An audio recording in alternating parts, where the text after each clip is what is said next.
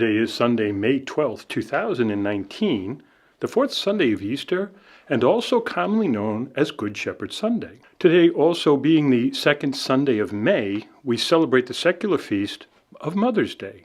To all those mothers who are watching, happy Mother's Day to you, and may God continue to bless you for the sacrifice that you make in motherhood for your children.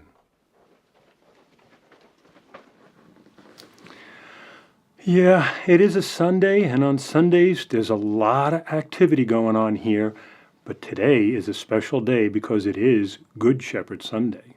Every year on the fourth Sunday of Easter, the Gospel readings always focus on Jesus Christ proclaiming himself the Good Shepherd. There are many instances in the Gospel, mostly in the Gospel of John, where Jesus makes these references to himself as the Good Shepherd, the one who will lay down his life for his sheep. Quite frequently, too, he'll make a contrast between what a good shepherd does and what a bad shepherd does. Bad shepherds are scattered when the flock is attacked, but the good shepherd will stay and lay down his life. So today I am excited because yesterday we had our first communions. The kids did a wonderful job. They come up and they're so excited, and yet they're kind of like focused and nervous. And then they come up and you see them take the host for the first time and consume it.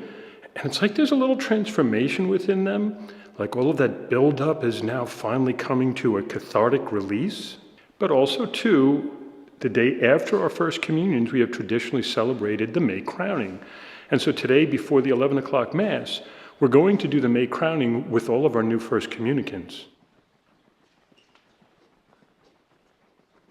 So we have placed the statue out in the church that's going to be crowned later on by our little children. Here also, too, we actually have the crown.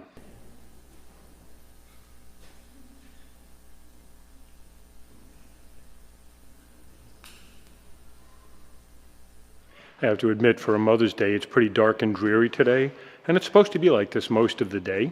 You know, it is interesting how many people have an image in their head as to what we mean by a good shepherd. And of course, the ultimate good shepherd is Christ himself. But I think that many people, they don't see Christ necessarily as the good shepherd because he's imaged in his priests, who are also shepherds of the flock. I think for many people, the image that they get in their mind is this person who is kind of like warm and fuzzy. And yet when you talk about a good shepherd, a shepherd's life is not easy. And I believe for those who really want to understand what Jesus means when he says the good shepherd, I think it's in the expression, the good shepherd lays down his life for his sheep. Of course, whenever we refer to shepherds and we talk about shepherding, there's so much more than just taking the flock out to the field. There's making sure that they're fed, that they're watered, that they're cared for, that they are led to the safe places.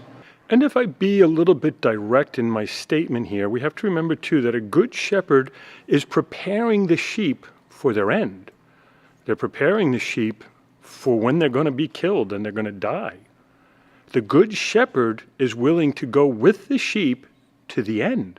When we look at the imagery that Jesus is giving us, the shepherd certainly is there to protect and to aid, but also the good shepherd, in the spiritual sense of leading the flock, the good shepherd is the one that knows the destiny. And the destiny for all of us should be the kingdom of God. And so the good shepherd who really cares about the salvation of souls first and foremost. I think when we talk about the good shepherd, pastors and those who are in the parishes, the concern ought to be having people in a state of grace, of helping people to stay on the path, the knowledge that brings them to the salvation of their soul. That means that they have to encourage them to be enriched by the sacraments, especially reconciliation and Eucharist. That means that the good shepherd is the one who's leading them to that ultimate destiny, which is the kingdom, or that haven where the sheep will finally be at peace. That is why on some Good Shepherd Sundays, we hear about a narrow gate, that the shepherd is trying to get the people through a narrow gate. That changes everything in your mind if you think about it. Good Shepherd Sunday. Today we especially remember Jesus Christ, the Good Shepherd, who laid down his life for the sheep. We all have it to endure the same persecution and rejection and also the hardship in our life. Through that we are becoming the witness or the sacrificial love of Jesus Christ.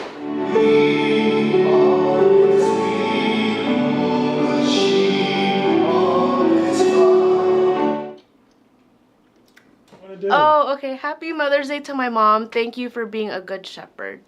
He's asking you. Oh, me? Don't ask me. I can't answer. Jesus is the good shepherd.